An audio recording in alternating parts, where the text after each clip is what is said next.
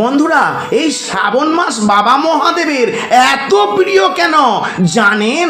তাহলে শুনুন সেই অপূর্ব কাহিনী। হলো এই শ্রাবণ মাসে দেবাদিদেব মহাদেব সমুদ্র মন্থনের সময় যে হলাহল বিষ উঠে এসেছিল, সেই বিষের হাত থেকে সমগ্র জীবজগৎকে বাঁচানোর জন্য বাবা মহাদেব সেই বিষ নিজের গলায় ধারণ করেন। তাই তিনি নীলকণ্ঠ।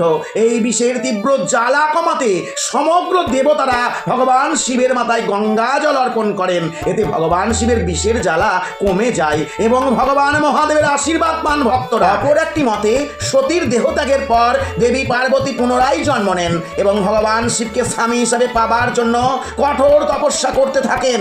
মাতা পার্বতীর এই কঠোর তপস্যায় সন্তুষ্ট হয়ে ভগবান শিব মাতা পার্বতীকে বিবাহ করতে রাজি হন।